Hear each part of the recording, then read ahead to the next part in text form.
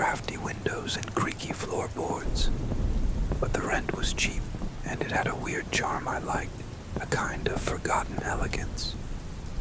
The first 2 weeks were uneventful, minus the usual settling-in noise, old pipes groaning, wind sneaking through the window seams, that kind of thing. Nothing unusual. Then came the hallway. There's a long hallway on my floor. It runs past 5 other units before ending at a dead-end wall. Except that's not true. Not anymore. It was about 1 a.m., and I was coming back from the laundry room in the basement. I swear to God I'd walked that hallway a dozen times, and it always ended at a blank, mustard yellow wall. But that night, there was a door. I stopped and stared at it for a good 30 seconds, heart thumping. It looked old, not like the other apartment doors. This one was made of rough, dark wood, the kind you'd expect to find on a cabin, not a Chicago apartment building. No number, no peephole, just a black iron doorknob cold to the touch.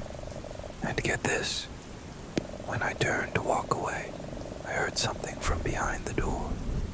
A faint click, like an old cassette tape slot locking into place. And then a voice, my brother's voice. Eli. I froze. It was quiet, barely a whisper, but unmistakable. I hadn't heard Matt's voice in 12 years, but I knew it, like I knew my own name. Low, calm, serious. The way he sounded when he was trying to explain something important to me. Backed up down the hall. I must have stood there staring at that door for 5 full minutes before I finally walked away, went back to my unit, and locked the door behind me. I didn't sleep that night. The next day, I told myself I imagined it, that the door had always been there, maybe just repainted or something, and I was overtired from moving. But that night I went back, and the door was still there. This time I knocked. No answer. I waited, half expecting to hear my brother again. Nothing. So I did something stupid. I turned the knob. It opened. Inside, it was pitch black. I couldn't see a thing.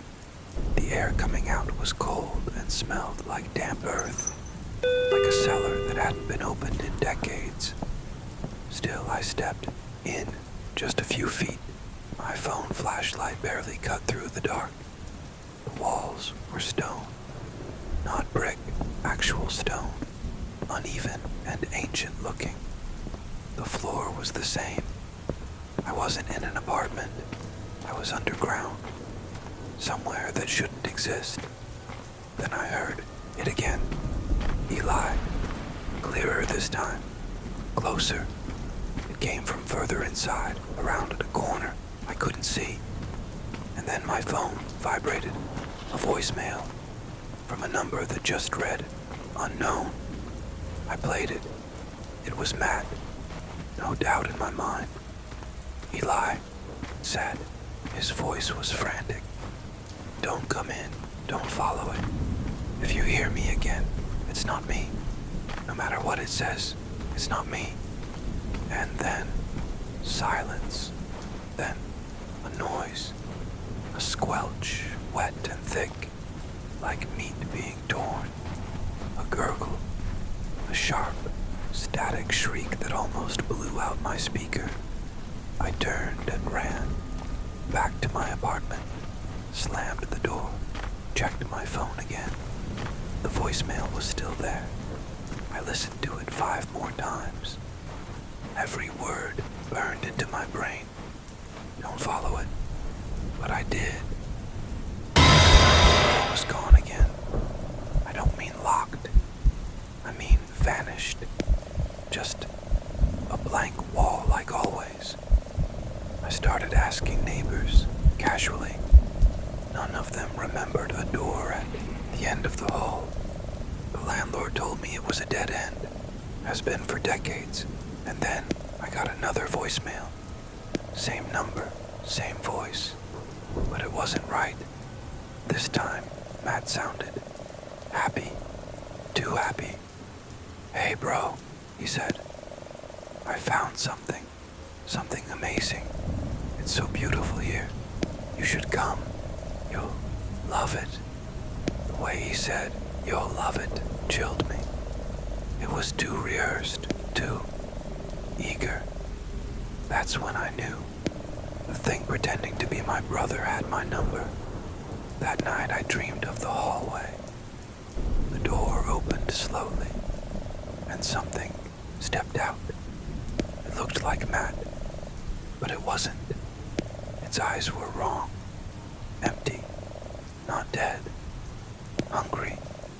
It smiled at me, then whispered, "I'm waiting." I stopped going down the hallway after that. I even considered breaking my lease, but curiosity got the better of me. Last week, I bought a thermal camera. Figured if there was something behind that wall, I'd be able to see a heat signature or cavity. And I did. There's a space behind the wall. A long, narrow tunnel that goes far deeper than it should. At least 40 feet. At the end is a small, box-shaped object.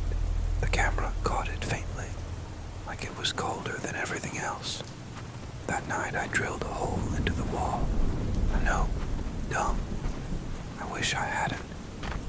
Behind the drywall was not brick, not concrete, just soil, packed tight and wet, like a grave, dug for hours.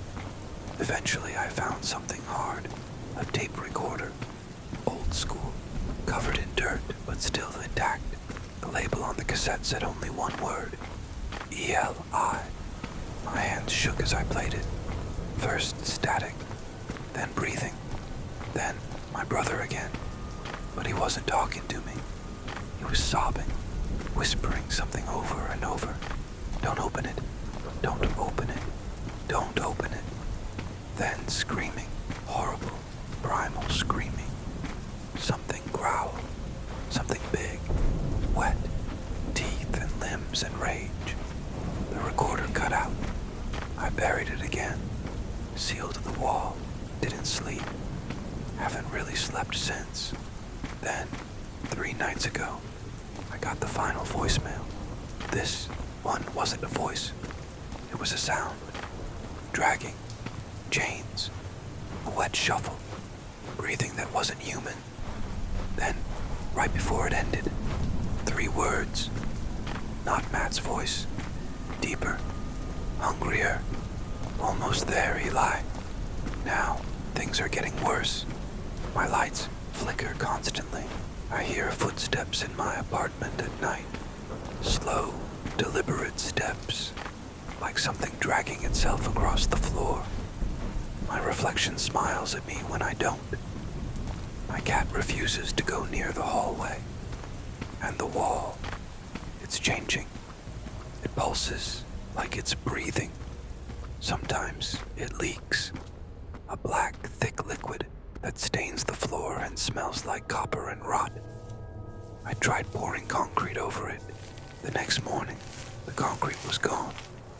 Not broken, just gone. I'm not sure how much longer I have.